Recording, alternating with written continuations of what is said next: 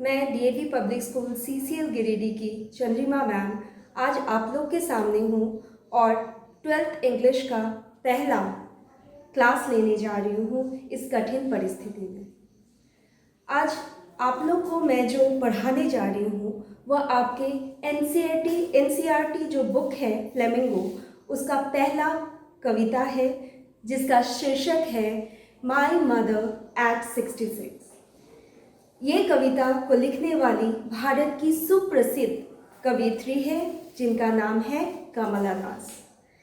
तो मैं सबसे पहले आपसे रिक्वेस्ट करूंगी कि आप लोग एक कॉपी और एक पेन लेके बैठें ताकि मैं जो प्रमुख पॉइंट आप लोग को बोलूं या कठिन शब्दों का जब अर्थ बोलूं तो उसको आप लोग लिख सको और आप लोग ध्यानपूर्वक मेरी बातों को सुनिएगा और समझने की कोशिश कीजिएगा क्योंकि आपके सहयोग के बगैर ये क्लास अधूरा है।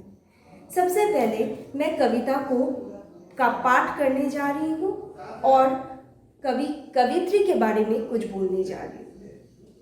कवियत्री कमला दास भारत की एक सुप्रसिद्ध कवियत्री है।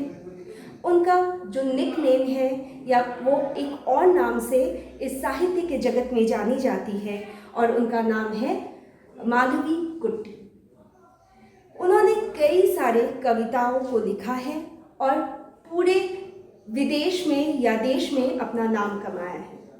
उनकी कुछ खास कविताएं हैं alphabets of last, the rain और आज जो हम पढ़ने जा रहे हैं ये भी बहुत ही सुप्रसिद्ध कविता है। अब उनके जन्म के बारे में हम बात करेंगे। कमला दास का जन्म 31 मई 1934 में मालाबार नाम के एक गांव में हुआ। ये केरल राज्य में स्थित है और उनका निधन 31 मई को 2009 में हुआ। ये थोड़ी अलग किस्म की कवियत्री रही है। ये काफ़ी स्पष्ट वक्ता है और आधुनिक चिंताधारा से केंद्रित है। इनके कविताओं में हम देख पाएंगे कि वो ये मानव जीवन के जो जटिलताएं हैं उनको बहुत अच्छी तरह वो समझती है और उनकी कविताओं के द्वारा हमको स्पष्ट करने की वो कोशिश की है। वो मानव जीवन के कुछ प्रमुख चीज़ों को हमको समझाने की कोशिश की है अपने कविताओं के द्वारा।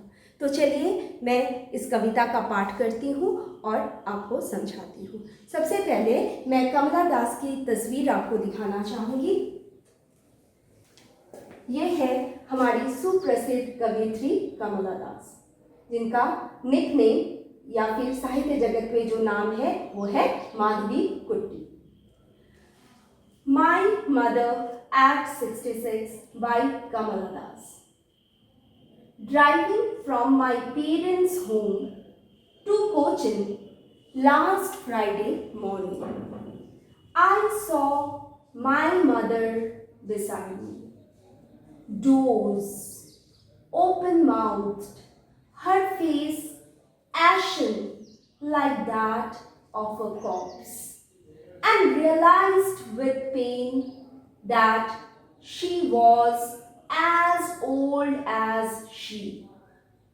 Looked but soon put that thought away and looked out at young trees sprinting, the merry children spilling out of their homes, but after the airport's security check, standing a few yards away, I looked again at her, wan, pale as a late winter's moon, and felt that old familiar ache, my childhood's fear.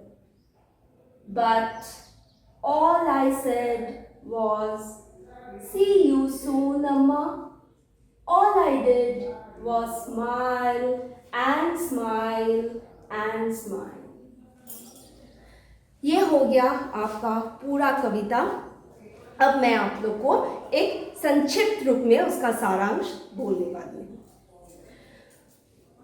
एक दिन की बात है जब कमला दास अपने कर्मस्थल से, जो कि कोचिंग है, वहाँ से, कोचिंग एक जगह का नाम है जो कि दक्षिण भारत में स्थित है, अपने कर्मस्थल कोचिंग से बगल में ही एक जगह थी, वहाँ उनके माता पिता रहते थे, वहाँ के लिए निकल पड़ी। कुछ दिन वहाँ बिताने के बाद अब उनकी लौटने की बारी थी। वो अपने कार में चल पड़ी एयरपोर्ट के लिए, ताकि वो वापस कोचिंग में आ सके। गाड़ी के पीछे के सीट में वो बैठी थी और उनके बगल में उनकी बूढ़ी माँ, जिनका उम्र है 66, वो बैठी थी। गाड़ी अपनी रफ्तार से एयरपोर्ट के लिए निकल पड़ी। अचानक से कमला दास की नज़र उनकी माँ पे पड़ी। उनकी माँ के चेहरे को देख के वो भयभीत हो उठी। उन्होंने देखा कि उनकी माँ काफ़ी नींद में है, गहरी नींद में है। और आप लोग अक्सर देखे होंगे कि जब बूढ़े लोग या वृद्धावस्था में जब कोई गहरी नींद में होता है या कमज़ोरी उनको छू जाती है, तब मुंह खुल जाता है। वो अपनी माँ के इस अवस्था को देख के काफ़ी भयभीत हो उठी, क्योंकि वो समझ रही थी कि उनकी माँ का उम्र बढ़ रहा है और शायद वो दिन दूर नहीं जब उनकी माँ और वो दोनों अलग हो जाएंगी, क्योंकि मृत्यु आके उनकी माँ को अपने साथ ले जाएगी।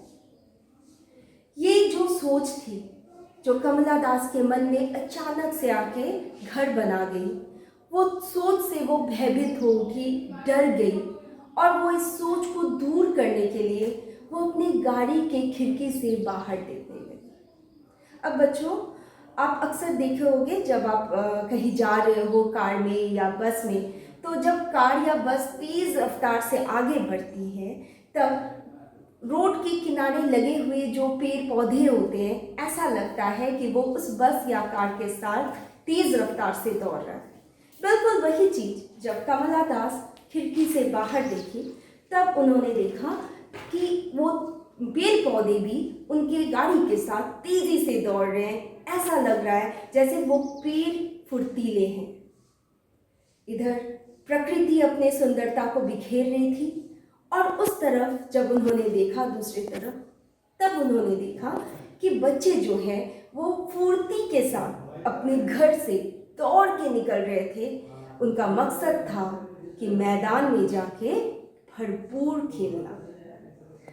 ये जो प्रकृति का सुंदर नज़ारा था वो बहुत खुशी वाला था, लेकिन गाड़ी के अंदर का नज़ारा काफ़ी दर्दनाक था, क्योंकि वो अपनी माँ के चेहरे से पीड़ित थी। यह हो गया, फिर गाड़ी तेज़ रफ्तार से चलने लगी। गाड़ी एयरपोर्ट पहुँची। वहाँ पे काफ़ी सारी गतिविधियाँ होती है एयरपोर्ट में। उसके बाद सिक्योरिटी का एक चेकिंग होता है, पुलिस का चेकिंग। उसके बाद फाइनली जो जाने वाले होते हैं वो अलग हो जाते हैं और चले जाते हैं। जब ये क्षण आया, जब कमला दास अब आखिरी विदाई बोलने वाली थी अपनी माँ को, वो काफ़ी वेदना में थी, काफ़ी डरी हुई थी, क्योंकि वो जानती थी कि हो सकता है कि ये उसकी आखिरी मुलाकात हो अपनी वृद्धा माँ के साथ। उन्होंने अपनी वेदना को अपने अंदर छुपा के अपनी माँ को हाथ उठाया और अपनी माँ से अलविदा बोला। जैसे आप इस तस्वीर में देख सकते हो कि यहाँ वृद्धा माँ खड़ी है और यहाँ कमला दास खड़ी होके हाथ हिला के इनसे बाई बोल रही है, क्योंकि अब वो प्लेन में चढ़ के अपनी जगह को जाने वाली है। उन्होंने अपनी माँ को बाई बोला और अपने चेहरे पे एक बड़ा सा मुस्कुराहट के साथ अलविदा बोला, क्योंकि वो नहीं चाहती थी कि उनकी माँ जो है उनके अंदर का जो वेदना है उसको समझे। और फाइनली वो अपने गंतव्य स्थल को चली गई, एक मन में डर लिए कि पता नहीं कि फिर से उनकी माँ से उनकी मुलाकात होगी भी या नहीं। तो बच्चों, ये हो गया इस पूरे कविता का सारांश। अब हम लोग जो आप लोग को बोलने जा रही हूँ उस पर ध्यान दीजिएगा। मैं एक एक लाइन करके पढ़ूँगी और उसमें जो कठिन शब्द हैं उनको पहले आपको हिंदी में उसका ट्रांसलेशन करके बताऊँगी और उसके बाद उस पूरे लाइन का अर्थ बताऊँगी। और उस लाइन में अगर कुछ अलंकार कवि ने यूज़ किया है, इस्तेमाल किया है, तो उस अलंकार के बारे में भी बताऊंगी। लेकिन उससे पहले मैं आपको बता दूं कि अलंकार को इंग्लिश में क्या कहते हैं। अलंकार होता क्या है? अलंकार जो है वो उसको इंग्लिश में बोलते हैं लिटरेरी डिवाइस। क्या बोलते हैं? Literary device. अलंकार वो गहना है जिससे कि कवि अपने कविता को सजाता है। जैसे एक औरत तरह तरह के भिन्न भिन्न प्रकार के गहनों से अपने आप को सजाती है, उसी तरह एक कवि भी इस अलंकार रूपी गहने से अपने कविता को सजाते हैं। तो उस अलंकार को इंग्लिश में बोलते हैं लिटरेरी डिवाइस, जिसमें कि आप जानते होंगे कि उपमा नामक एक अलंकार है जो हिंदी में है, जिसको इंग्लिश में बोलते हैं सिमिली। और भी तरह तरह के अलंकार इस्तेमाल हुआ है इस कविता में, जो मैं आप लोग को एक एक करके पढ़ाऊंगी। तो चलिए, सबसे पहले पहला line. Driving from my parents home to Cochin last Friday morning, I saw my mother beside me. ये हो गया आपका पहला लाइन। इसमें जो कठिन शब्द है, दो कठिन शब्द मुझे लग रहा है कि आप लोग को बता दूं। पहला शब्द है बिसाइड। बिसाइड का अर्थ होता है बगल में। अगर मान लीजिए आपके बगल में एक बैग रखा हुआ है तो हम बोलेंगे that bag is beside me. ये बैग मेरे बगल में रखा हुआ है। तो बिसाइड का अर्थ होता है बगल में। और एक शब्द है जो थोड़ा सा हो सकता है आप लोगों को कठिनाइयाँ हो, कोचिन। कोचिन जो है वो एक जगह का नाम है जो दक्षिणी भारत में है और जिस जगह से कमला दास बिलोंग करती थी या जिस जगह से वो थी। तो अब हम लोग इस पूरे लाइन का अर्थ समझेंगे कि एक हफ्ता बीत चुका था जब कमला दास अपने माँ के घर से कोचिंग लौट चुकी थी। अचानक से उस लास्ट फ्राइडे यानी बीते हुए एक हफ्ते पहले वाला जो शुक्रवार था, उस दिन एक घटना घटी थी। उस घटने को वो याद करती है और आज वो उस घटने को केंद्रित करके ये कविता को लिखती है। ये कविता में वो बोल रही है कि एक हफ्ते पहले उस शुक्रवार की बात है जब मैं अपने माँ पिता के घर से कोचिंग के लिए लौट रही थी। मैं एक गाड़ी में थी और कोचिंग जाने के लिए मैं एयरपोर्ट के लिए जा रही थी ताकि मैं प्लेन पकड़ के कोचिंग जा सकूं।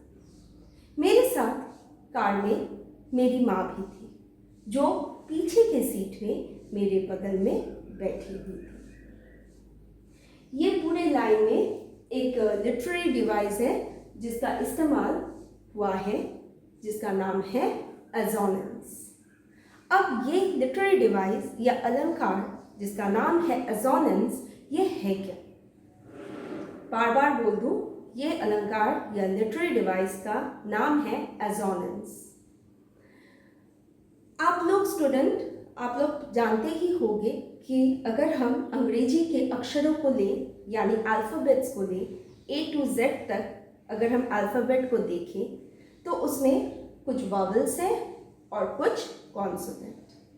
वॉवल्स 5 अल्फ़ाबेट वॉवल्स में काउंट होते हैं, गिने जाते हैं, जिसमें है A, E, I, O and U।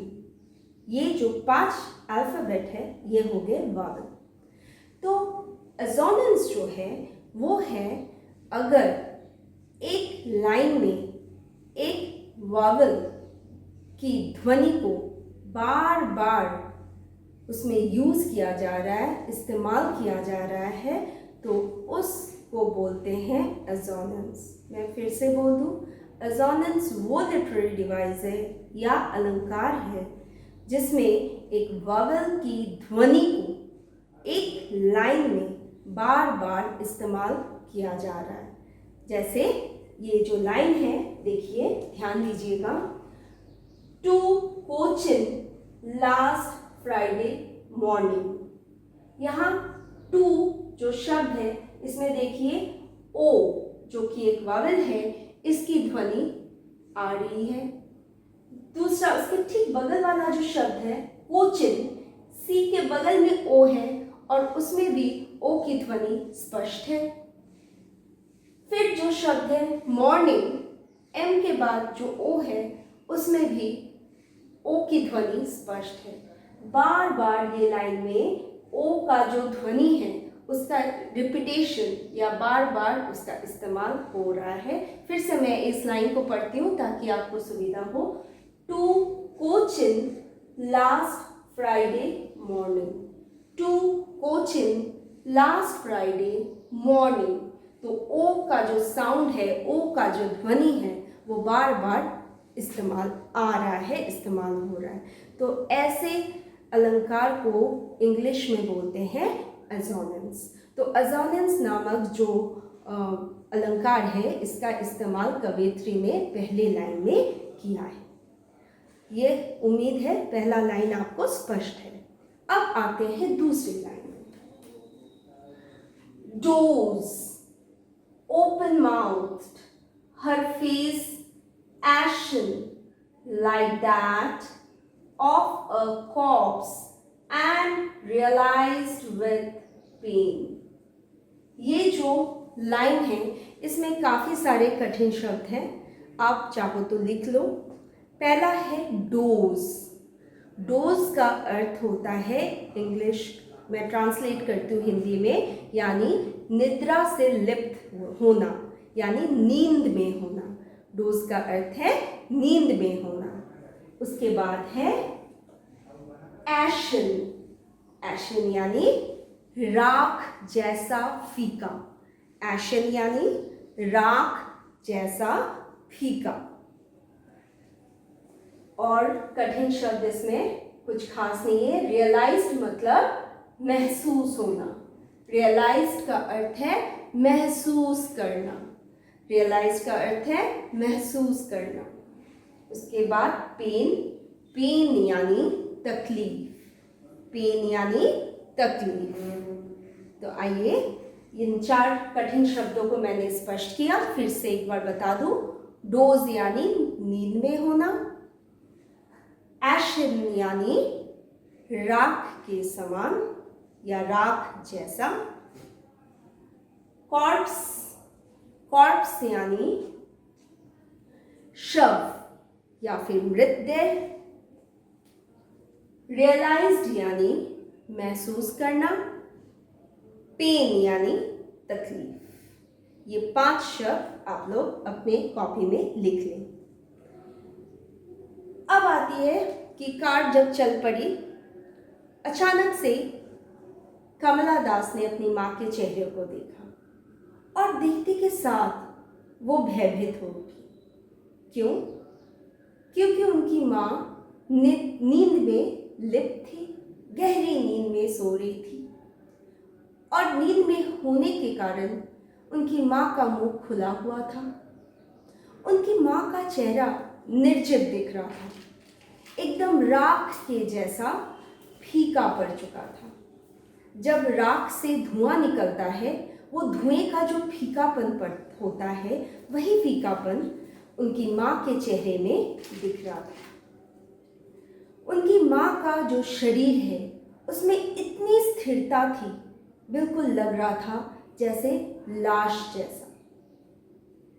ये सारा कुछ देख के वो बहुत चिंता में पड़ गई। वो सोचने लगी कि मेरी माँ अब बूढ़ी हो चुकी है, मेरी माँ का उम्र हो चला है और उम्र होते के साथ एक ही ख्याल आता है अपने लोगों के लिए कि अब वो शायद वो दिन दूर नहीं जब वो हमें छोड़ के जाने वाली है ईश्वर के पास, यानी वो मरने वाली है। ये ख्याल पोएट को भी आया, ये ख्याल कमला दास को भी आया और वो दुख से भर गई। अब यह हो गया दूसरे लाइन का व्याख्यान। अब हम लोग आते हैं लिटरेरी डिवाइस पे। यहाँ जो एक खास लिटरेरी डिवाइस का इस्तेमाल हुआ है जिसको बोलते हैं हम उपमा, या फिर इंग्लिश में उसको बोलते हैं सिमिली। क्या बोलते हैं? सिमिली, जिसका हिंदी में अर्थ है उपमा अलंकार। अब ये उपमा अलंकार या सिमिली होता क्या है?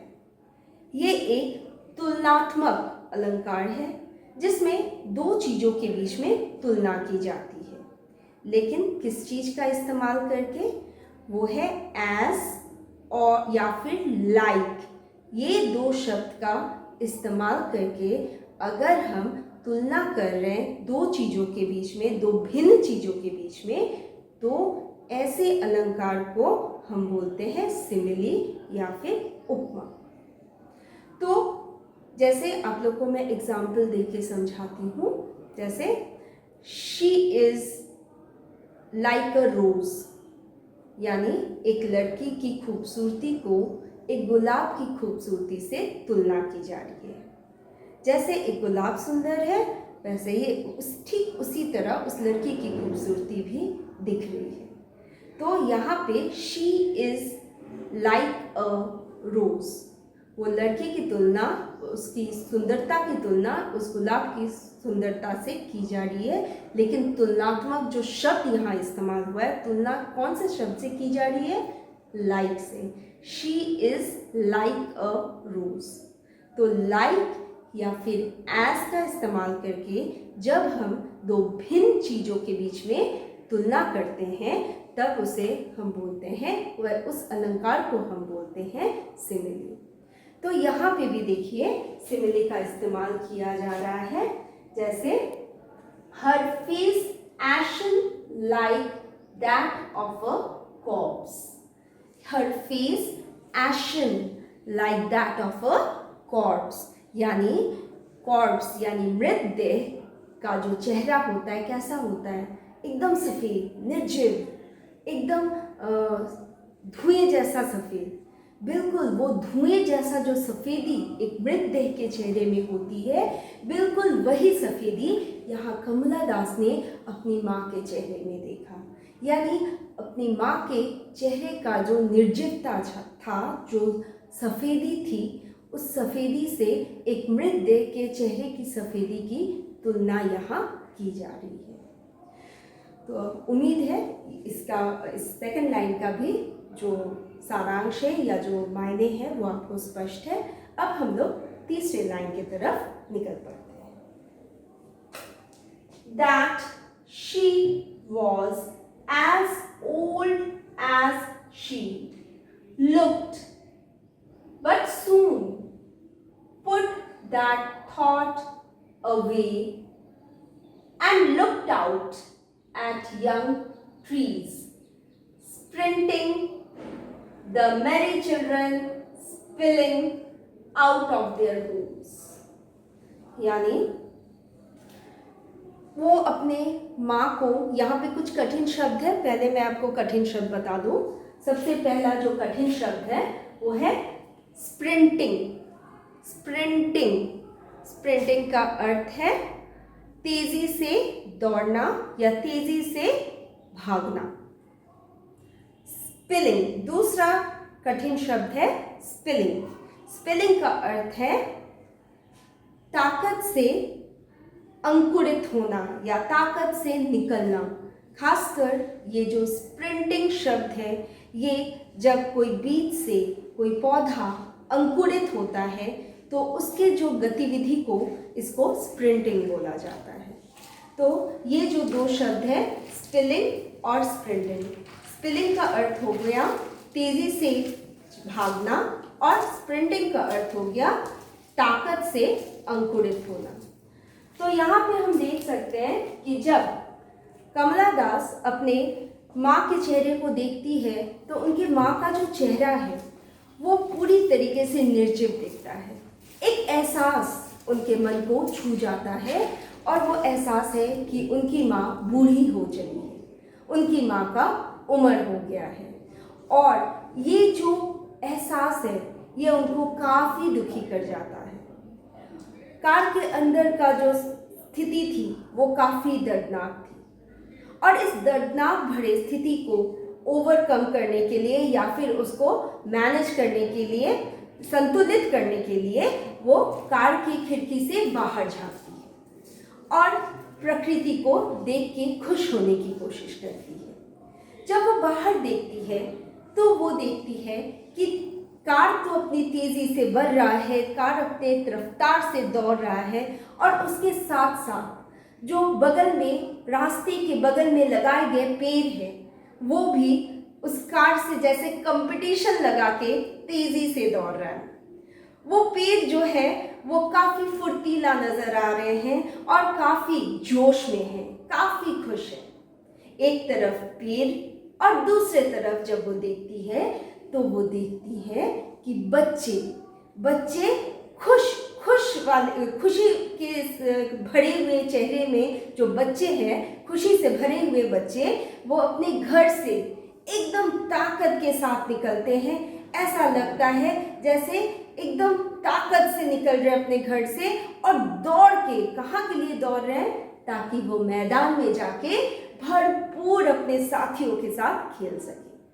तो खुशी से भरे पड़े चेहरे वाले बच्चे एक तरफ, दूसरे तरफ खुशी से दौड़ने वाले पेड़। तो यहाँ पे जो कार के बाहर का जो नज़ारा था वो काफ़ी खुशनुमा था, काफ़ी खुशी थी उनके चेहरे में, प्रकृति जैसे झूम रही थी खुशी से। लेकिन ठीक विपरीत परिस्थिति थी कार के अंदर का, क्योंकि वहाँ उनकी माँ, कमला दास की माँ के चेहरे को देख के कमला दास यानी कवित्री जो थी वो दुखी थी। कार के अंदर का परिस्थिति दर्दनाक, कार के बाहर का परिस्थिति बहुत ही खुशहाल। तो ये जो दो विपरीत परिस्थिति है, इसके द्वारा पोएट जो है, कवि जो है, ये समझाने की कोशिश की है कि मानव जीवन में काफ़ी तकलीफ है, लेकिन मानव जब भी प्रकृति के तरफ घूम के देखा है तो प्रकृति एक माँ की तरह उसके दुखते हृदय को सहलाती है और उसके दुख को दूर करने में मदद करती है। ये एक पाठ कवि हमें देना चाहे। अब यहाँ पे इस सेकंड लाइन को उम्मीद है आपको समझ में आया। दो चीज़ खास फिर से मैं समझाती हूँ।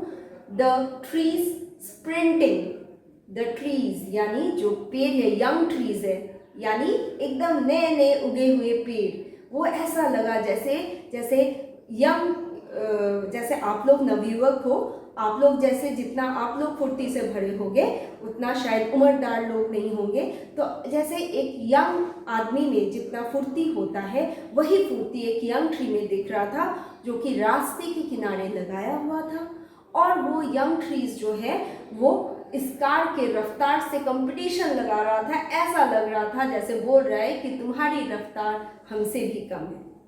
और दूसरे तरफ चिल्ड्रन, मैरी चिल्ड्रन स्पिनिंग, यानी जो मैरी चिल्ड्रन है, मैरी का अर्थ है खुश, मैरी चिल्ड्रन यानी खुश रहने वाले जो बच्चे हैं वो कहाँ से निकल रहे थे, स्पिल कर रहे थे। स्पिल यानी अंकुरित होके निकलना, तेजी से निकलना, ताकत से निकलना।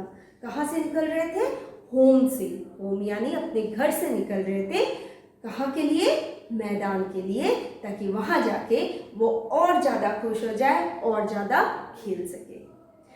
तो ये हो गया ये लाइन, जिसमें कि मैं आप लोग को कुछ अलंकार यानी लिटरेरी डिवाइस के बारे में बात करना चाहूँगी।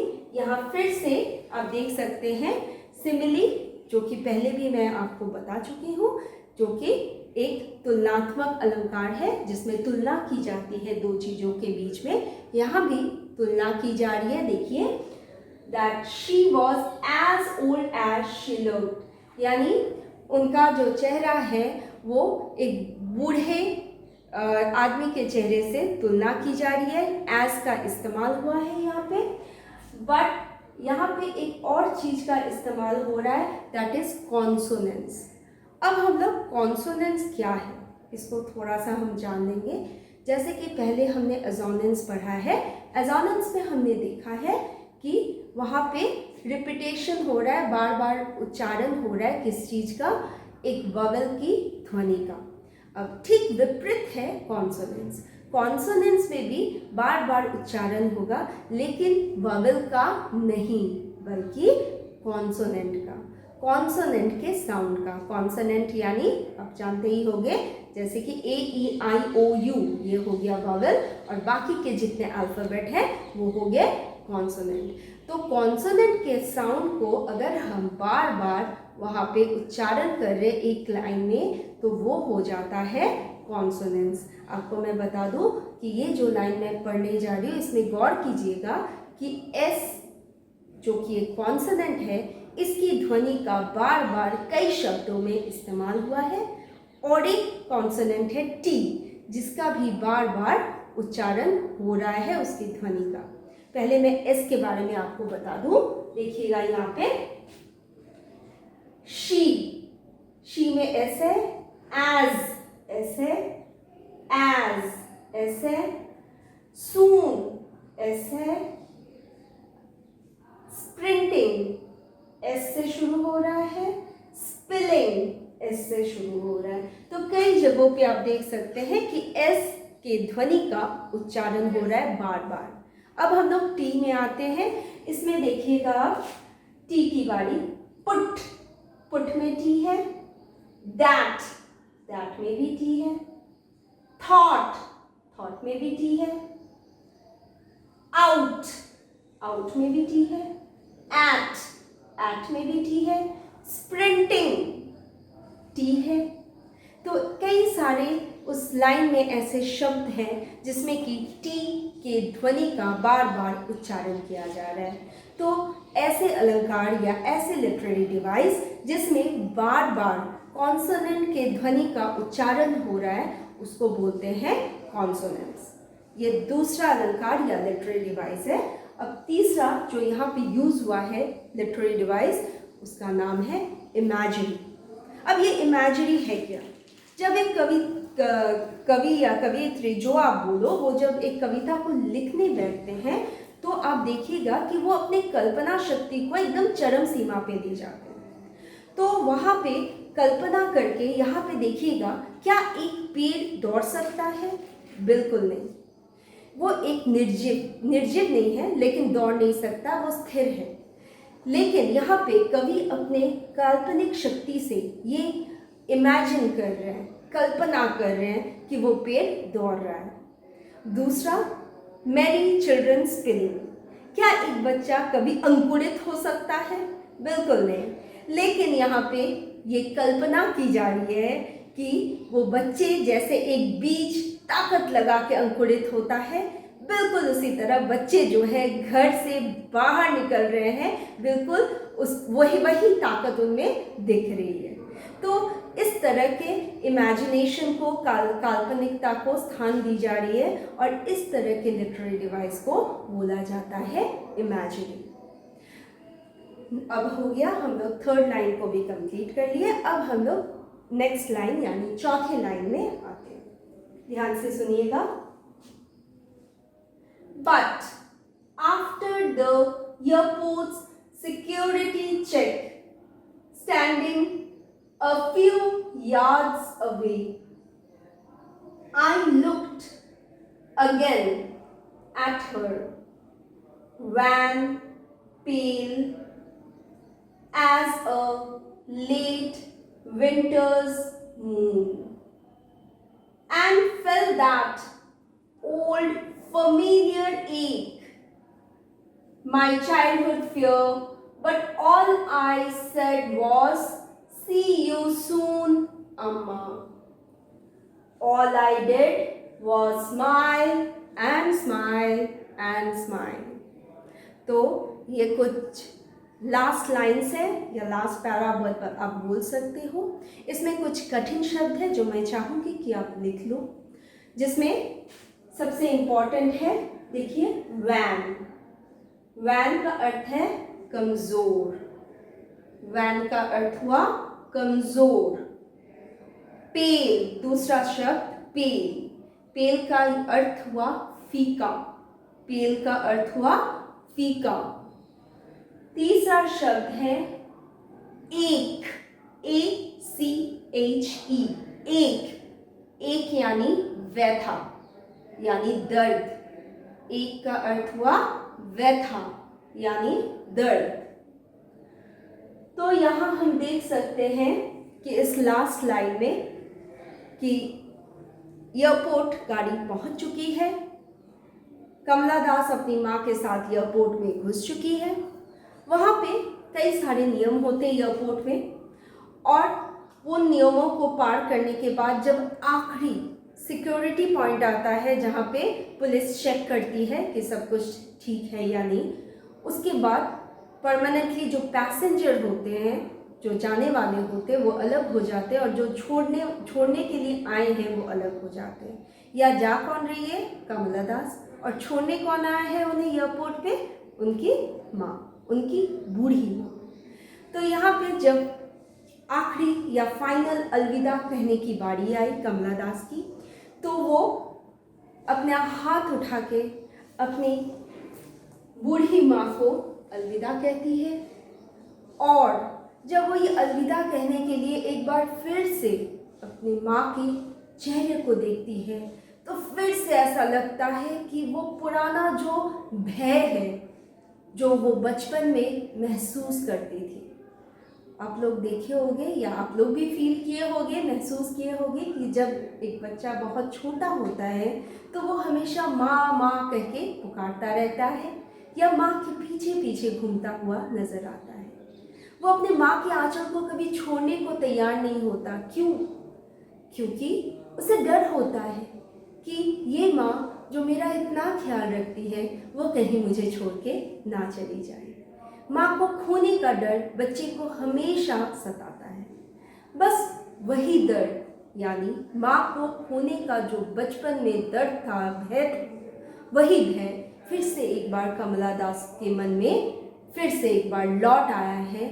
और आज जब वो अपनी माँ के चेहरे को वापस देखती है तो वही भय उनके मन में फिर से आ जाता है। और अब वो अपने माँ के चेहरे को तुलना करती है एक बहुत ही सुंदर से उपमा से। जब ठंड के मौसम में जब सब कुछ स्थिर हो जाता है, ठंडा पड़ जाता है, अगर आप आसमान की बात करें तो आसमान का भी कुछ उसी तरह नज़ारा होता है। सब कुछ जैसे ठंडा पड़ जाता है। चांद की जो रोशनी होती है वो भी ऐसा लगता है जैसे फीका पड़ गया है। जो कुहासा होता है, कुहासा उस चांद की रोशनी को इस तरह से रोक देता है कि वो भी नीचे से हम मानव, जब मनुष्य जब उस चांद की रोशनी की तरफ ऊपर की तरफ देखते हैं तो ऐसा लगता है कि ठंड का मौसम चांद की रोशनी को भी फीका कर गया है। तो चांद का जो फीकापन होता है ठंड के मौसम में, वही फीकापन नजर आता है किसके चेहरे पे? कमला दास को नजर आता है अपने माँ के चेहरे पे। यानी वो विंटर मून यानी ठंड के मौसम का जो चांद है उसका जो फीकापन है, यहाँ मैंने एक तस्वीर से स्पष्ट करने की कोशिश की है, उसका जो फीकापन है वही फीकापन कमला दास को उनके माँ के चेहरे में नजर आता है। और वो फिर से एक बार छटपटा उठती है एक डर से कि वो दिन दूर नहीं जब शायद वो अपनी माँ को आखिरी विदाई देगी, क्योंकि मृत्यु आके उनकी माँ को अपने साथ ले जाएगा। तो वो फिर भी इस वेदना को छुपाती है, क्योंकि वो नहीं चाहती कि उनकी बूढ़ी माँ उसके मन के इस भय को भांप ले, जान ले और वो भी छटपटा जाए। इसलिए इस वेदना को छुपाने के लिए वो अपने चेहरे पे एक बड़ा सा मुस्कान लाती है और अपनी माँ को हाथ हिला के अलविदा बोलती है और एक वादा करती है, एक होप दिखाती है, एक उम्मीद दिखाती है और बोलती है फिर मिलेंगे अम्मा। और इस उम्मीद के साथ वो अपनी माँ से विदाई लेती है। लेकिन जब वो पीछे मुड़ती है तो वो मुस्कुराहट फिर से गायब हो जाती है कमला दास के चेहरे से, और फिर से उनके मन में वही पुराना भय आ जाता है और वो फिर से डर जाती है, क्योंकि वो अच्छी तरह से जानती है कि शायद ये जो उम्मीद है, ये जो फिर मिलेंगे अम्मा का जो उम्मीद है, वो शायद झूठा है, क्योंकि ऐसा हो सकता है कि फिर वो अपनी माँ से इस जिंदा अवस्था में फिर कभी ना मिले। और इस बात से, इस बाई से, इस अलविदा से वो अपनी माँ से जुदा हो जाती है। तो ये हो गया कविता का पूरा अर्थ। अब आखिरी जो लाइन्स है उसमें भी कुछ लिटरेरी डिवाइस या अलंकार उसमें भी है जो मैं आपको स्पष्ट कर दूं, जैसे सिमिली या उपमा। यहाँ पे आप मुझसे पहले आप समझ गए होंगे कि यहाँ सिमिली का इस्तेमाल हुआ है, इस अलंकार का इस्तेमाल हुआ है। किस चीज़ से इस्तेमाल हुआ है? मून, यानी ठंड के मौसम का जो चांद का जो फीका रोशनी होती है, उससे तुलना की गई है किसके चेहरे का? उसके माँ के, कमला दास के बूढ़ी माँ के चेहरे का जो फीका रंग है, उससे उस चांद के फीकापन की तुलना की गई है। तो ये हो गई हमारी पूरी कविता। तो उम्मीद है आप लोग को समझ में आई होगी ये भावपूर्ण कविता, जिसमें एक माँ और बेटी के रिश्ते को बहुत अच्छी तरह से उसकी गहराई को समझाने की कोशिश की गई है, और एक खास संदेश इस कविता के द्वारा हम तक कवयित्री पहुँचाने की कोशिश की है कि कोई भी रिश्ता चिरस्थायी नहीं होता है, कोई भी चीज़ परमानेंट, कोई भी रिश्ता परमानेंट नहीं होता है इस दुनिया में। और हम सभी को कभी ना कभी, चाहे अभी चाहे कभी और कुछ साल बाद या और कुछ दिनों बाद, हमें इस दुनिया से जाना ही पड़ेगा, क्योंकि मृत्यु हम मनुष्य को के साथ एक ऐसा सच है जो जुड़ा हुआ है, मृत्यु अनिवार्य है। तो इसके साथ ये कविता का सारांश मैं ख़त्म कर रही हूँ।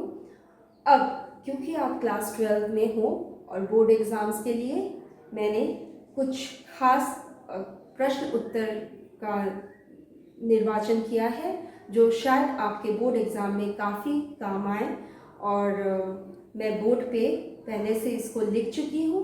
पहले मैं क्वेश्चन को पढ़ूँगी और उसके बाद उसको हिंदी में उसका व्याख्यान करूँगी, फिर मैं उत्तर को इंग्लिश में बोलूँगी। उत्तर नहीं बोलेंगे, उसमें जो प्रमुख पॉइंट है उस उत्तर में होने चाहिए उसको मैं बोलूँगी, और फिर आपको उसका हिंदी में उसका अर्थ समझाऊँगी। आप अच्छी तरह जानते हो, अगर आप देखे होंगे 3 तरह के, खासकर 2 तरह के प्रश्न आते हैं। पहला होता है एक्सट्रैक्ट क्वेश्चन, यानी 2-3 पंक्तियों को उठाकर दे दिया जाता है और उससे आधारित कुछ प्रश्न आपको पूछा जाता है। दूसरा होता है शॉर्ट आंसर टाइप क्वेश्चन, जिसमें कि छोटे छोटे प्रश्न किए जाते हैं और जिसका आपको आंसर 30 से 50 शब्दों में देना होता है। तो चलिए आप लोग को मैं क्वेश्चंस दिखा दूं ताकि आप लोग को के लिए आसान पड़े। कॉपी में आप लोग क्वेश्चन लिख लीजिएगा, मेरे बातों को ध्यान से सुनिएगा, और अगर कुछ प्रमुख पॉइंट आपको लिखना पड़े, मेन पॉइंट लिखना पड़े, तो उसको उत्तर में लिख लीजिएगा ताकि आगे चल के आप उसका सही आंसर बना सको। और नेक्स्ट क्लास में मैं फिर से एक बार इस प्रश्न उत्तर को डिस्कस करूँगी और आप अपने उत्तर के साथ उसको मिला लीजिएगा। अगर कुछ छूटेगा तो उसको आप लोग ऐड कर लीजिएगा, उसमें शामिल कर लीजिएगा। चलिए एक्स्ट्रा क्वेश्चन में पहला क्वेश्चन है, लिख लीजिए, driving from my parents home to Cochin last Friday morning. इसके बीच में कई लाइन्स हैं जो आप वहाँ पे आपके पोएम से आप लिख सकते हो। उसके बाद आखिरी में है that she was as old as she looked. ये हो गया आपका कविता का एक्सट्रैक्ट पंक्ति, जिससे आधारित कुछ प्रश्न हैं। ये पंक्ति वो पंक्ति है कविता का जिसमें ये दिखाया गया है कि कवियत्री अपने पिता के घर से, माता के घर से कोचिंग के लिए रवाना हुई और रवाना होने के बाद वो जब अपनी माँ को देख के, माँ के बुढ़ापे से, वृद्धावस्था से भरे हुए चेहरे को देख के वो जब छटपटा उठी और बार बार वो देख के दर्द या भय से भर गई, उसके बारे में यहाँ व्याख्यान की गई है। अब हम लोग आते हैं पहले प्रश्न पे, जो कि इस पंक्ति से आधारित है। पहला प्रश्न है, what was the poet driving to, यानी कवियत्री कहाँ के लिए रवाना हुई या कहाँ को वो जा रही थी। इसका उत्तर होगा, the poet was driving to airport to go to Cochin. The poet was driving to airport to go to Cochin. यानी कवियत्री जो है वो एयरपोर्ट के लिए रवाना हुई क्योंकि वो कोचिन जा रही थी। फिर से बोल दो, the poet was going to airport to go to Cochin. कवियत्री एयरपोर्ट के लिए रवाना हुई ताकि वो कोचिन जा सके। दूसरा प्रश्न, Why was her mother's face looking like that of a corpse? उनकी माँ का चेहरा एक शव की तरह क्यों दिख रहा था? उनकी माँ का चेहरा एक शव की तरह क्यों दिख रहा था? इसका उत्तर ये होगा, her mother's face was looking like a corpse because of old age. It was pale, PALE. It was pale, lifeless and colorless. It was pale, lifeless and colorless. यानी उनकी माँ का चेहरा एक शव के समान इसलिए दिख रहा था क्योंकि उनके माँ के चेहरे का रंग फीका पड़ चुका था, वो कलरलेस हो चुका था, यानी उसमें कोई रंग ही नहीं था और वो लाइफलेस दिख रहा था, यानी निर्जीव दिख रहा था। तो इस प्रश्न का उत्तर हो गया, her mother's face was looking like a corpse because it was pale, pale, colorless and lifeless. अब हम लोग तीसरे प्रश्न की तरफ मूव करते हैं। What did the poet notice about her mother? Poet जो है वो अपने माँ के चेहरे में क्या नोटिस करती है, क्या देखती है, खास क्या देखती है? फिर से मैं प्रश्न को पढ़ूंगी। What did the poet notice about her mother? What did the poet notice about her mother? अपनी माँ के चेहरे पे वो क्या खास देखी? इसका प्रश्न का इंग्लिश उत्तर होगा, आप लिख सकते हो। The poet noticed the old age in the face of her mother. The poet noticed the old age in the face of her mother because she was in deep, deep sleep, S-L-E-E-P, deep sleep, comma, mouth was opened, mouth, M-O-U-T-H, mouth was opened, and she looked lifeless, and she looked lifeless. तो इस उत्तर का अर्थ ये है कि कवियत्री जो है वो अपनी माँ के चेहरे में वृद्धावस्था को देखती है, क्योंकि वो उनकी माँ जो थी वो नींद में डूबी हुई थी, उनका मुंह खुला हुआ था, वो काफ़ी दुर्बल दिख रही थी और ऐसा लग रहा था कि वो निर्जीव स्थिर वहाँ पड़ी हुई है। तो ये हो गया आपका तीसरा उत्तर। अब हम लोग दूसरे टाइप के क्वेश्चन में आते हैं, जिसको बोला जाता है शॉर्ट आंसर टाइप क्वेश्चन, यानी छोटे आंसर, जिसका वर्ड लिमिट यानी लगभग 30 से 50 शब्दों में हम इसको खत्म करेंगे।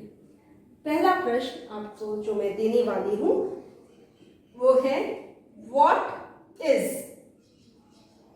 The kind of pain that the poet feels? What is the kind of pain that the poet feels? कैसा दर्द का अनुभव कवि ने किया? इसका उत्तर ये है, the poet feels the pain of grief by seeing the old age of her mother. The poet sees the pain, feels the pain of old age, the pain of departing from her mother because she was old. यानी कवित्री जो है वो दर्द से इसलिए भर गई क्योंकि उनकी माँ की वृद्धावस्था को देख के वो दर्द से छटपटा रही थी, क्योंकि उनको माँ को खोने का डर उसे सता रहा था। Second question, why does Kamala Das compare her mother to late winter's moon? Why does Kamala Das compare her mother to a late winter's moon? यानी कवियत्री ने अपने माँ के चेहरे को विंटर यानी ठंड के मौसम का जो चांद है उससे क्यों तुलना की? पहले भी इसका मैंने आपको समझा ही चुकी हूँ, मैं इसका उत्तर फिर बता दूँ मैं आप लोगों को। इंग्लिश में ये होगा, the poetess compares the face of her mother. The poetess compares the face of her mother to the late winter's moon because her face was as weak and weak का स्पेलिंग ध्यान से लिखिएगा, W-E-A-K, weak यानी दुर्बल। Her face was as weak and white like the winter's moon, like the winter's moon। यानी उनकी माँ का जो चेहरा है वो ठंड के मौसम में जो चांद होता है उसकी तरह ही फीका था, बिल्कुल फीका था। तो ये हो गया इसका उत्तर। अब हम लोग चौथे नंबर पे आते हैं, चौथा प्रश्न जो है उस पे आते हैं। What does the parting words and the smile of the poet signify? What does the parting words and smile of the poet signify?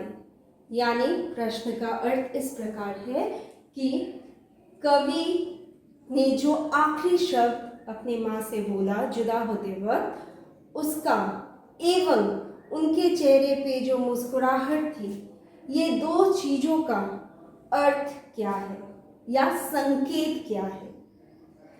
तो उत्तर यह होगा द पार्टिंग वर्ड्स, पार्टिंग मतलब अलग होना, द पार्टिंग वर्ड्स यानी अलग होते समय जो शब्द थे, the parting words and smile of the poet signify that though the poet is expressing, showing, दिखाना, though the poet is showing that she will again meet her amma, she will again meet her amma, but at the back of her mind, अपने मन के पीछे वो जानती थी, at the back of her mind she knows very well that she is going to never meet her amma.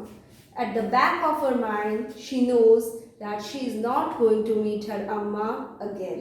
यानी इस वृद्धावस्था के वजह से उनकी माँ कब उनसे जुदा हो जाए, ये शायद वो भली भांति जानती थी कि शायद ऐसा भी हो सकता है कि वो अपनी माँ से कभी ना मिले। सो हम लोग पूरी तरीके से कंप्लीट कर चुके हैं इस पोएम को, और पहले हम लोगों ने संक्षिप्त में समरी पढ़ा, कवित्री के बारे में जाना, कठिन शब्दों को जाना, अलंकार क्या है वो जाना, इस कविता में क्या क्या अलंकार का इस्तेमाल हुआ है उसको भी हमने देखा, और उसके बाद पूरे कविता का अर्थ समझने के बाद हम लोगों ने इसके जुड़े हुए कुछ विशेष प्रश्न उत्तर को भी हम लोगों ने डील किया, हम लोगों ने समझाया, और उत्तर भी करीब करीब जो प्रमुख पॉइंट्स हैं वो मैंने आप लोग को लिखा दिया।